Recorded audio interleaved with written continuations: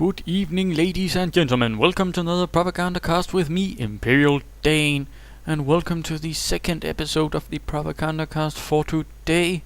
I have for you an exciting 1 versus 1 on Angoville. With me as the Wehrmacht commander, the ever-dashing Hauptmann of Kampfgruppe Dane, facing off against the British under ChinaV 30th Corps. So then, as I did mention, this is a bit in relation to the episode 17, and this one will show one method to dealing with the British, although I will admit it's certainly going to be a bit reckless.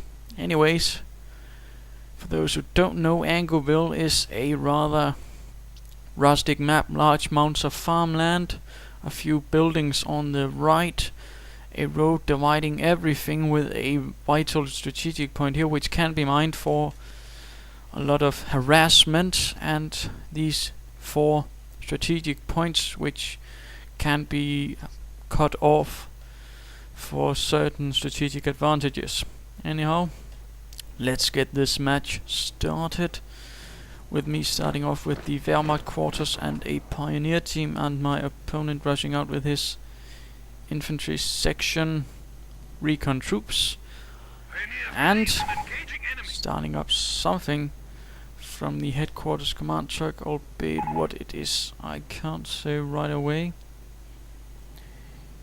A quiet start, going right for the munitions point here, it seems. And Wehrmacht quarters is up. The pioneers are moving out for the right side as well, since I opt for the sort of broad front strategy, allowing me to keep an idea of where the enemy is, and in case heavy opposition is on one side, then I can easily move away to the second side. And we have a good old lieutenant out for the British of the 50th Infantry battalion. And headquarters command track speeding out, well, not really speeding out, but on the move. Most likely then going to go for this high munitions point, meaning he's going to go for something involving a lot of munitions, most likely. And it's going to crash through this so far old wall, but it's going to end. Bedford truck crashing through it, unfazed by the fact that it was a solid stone wall, and sitting up near the old farmhouse. Recon section moving up for the accompanying 5 fuel point. Lieutenant securing territory on the left without anything to support him, a bit risky for sure. Volksgrenadiers moving as well ahead, securing the strategic point here, and the Schwimmwagen is on the way, since I for some reason suspect a Bren carrier. And we have the fuel point still being secured. Volksgrenadiers moving through here. Fuel point secured, and spotting the recon section.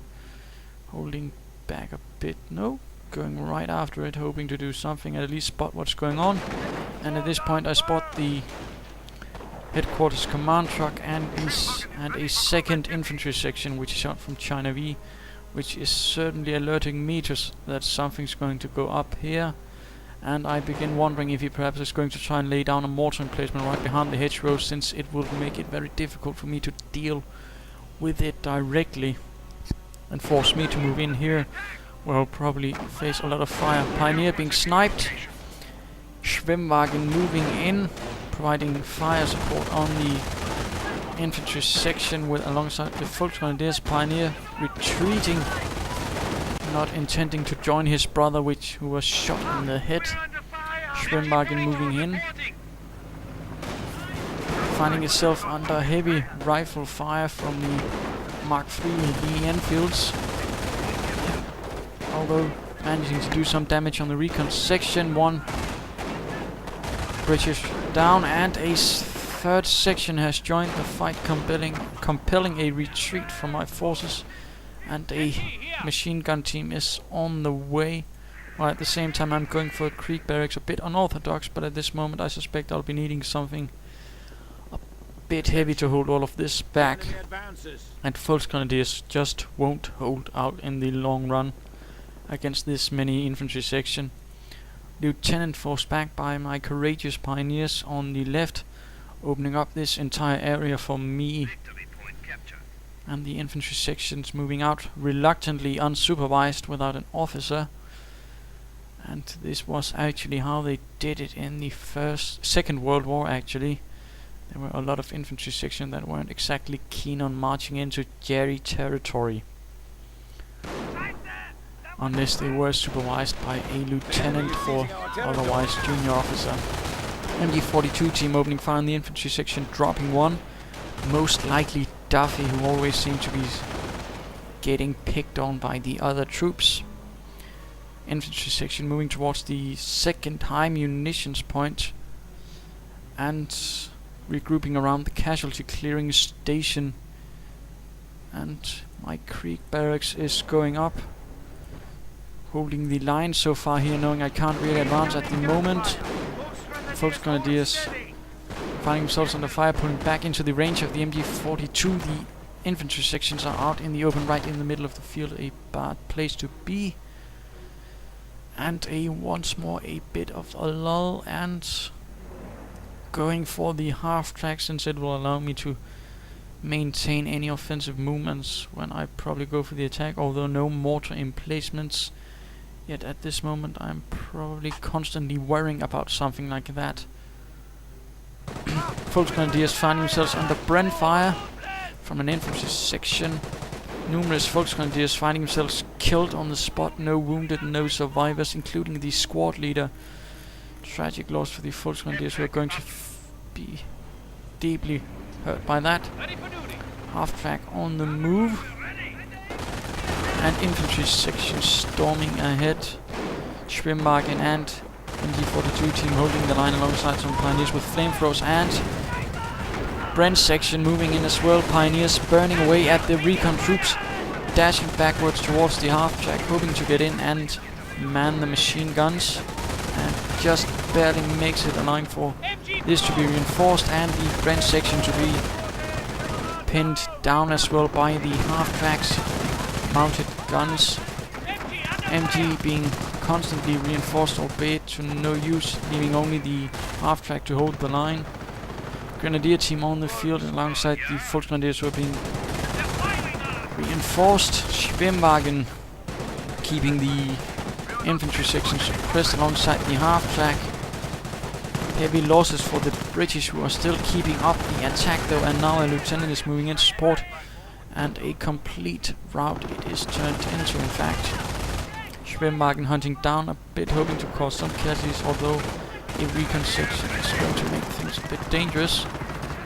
And Volksgrenadiers moving onwards close, securing the MG42. Medics finding that those they're trying to save are dying in their arms. Quite tragic, I suspect. And further reinforcements from the Volksgrenadiers who recruit the MG42, and the 1st Grenadier team is on the field. And in the meanwhile I have secured most of the western half, being able to keep the British player occupied, who is quite intent on charging upwards here. MG42 moving up. Pioneer teams being exchanged for one with flamethrower, and suffering some losses to a rifle grenade barrage, and rifle grenades are in fact quite useful and quite lethal. But find themselves as well suppressed. Numerous light armored vehicles moving forwards with MGs. A lot of machine guns I in fact have equipped, ready to keep the British down. Panzerschreck for my Grenadiers. And getting ready to assault this main British position. Although nothing to support otherwise. In fact, I have very little infantry, a bit dangerous, but I suspect with all these machine guns I should be able to keep their heads down. Casualty clearing station almost ready, but Panzerschrecks opening fire on it alongside flamethrowers, keeping the British heads down. Section out. Dangerous, in fact. Grenades going off. Assault grenades, in fact, quite useful against large clumps of infantry, which is going to keep them stunned, and they are now, in fact, completely pinned. Casualty clearing station out. Further assault grenades land among the British troops, causing heavy damage. Hundreds of, well, not hundreds, but a lot of British dying and a lot of German troops dying. Plenty of foot grenadiers dead and a section wiped out, I'm afraid. Although a lot of casualties, the British as well as the Aftertaker's Marine Pioneer team down. Grenadiers moving up as well, suffering losses themselves. Assault grenades going out. MG42 keeping up the pressure, and I suspect, yes, a pack is on the way to hopefully deal with this command truck. Let's see what ChinaV's situation is. Lacking a lot of manpower, in fact. Support truck in behind. Suffering heavy losses to the combined machine and grenades. Still holding up with a heroic charge, though, although forced to constantly reinforce. Grenadiers pulling out barely, leaving only the half-track and the MG42 to hold the line, although we'll be able to keep them suppressed and keep a steady rate of casualties, tying up most of their manpower, which is going to be advantageous to me. Pack rushing in, going to use that to try and knock out the headquarters command truck.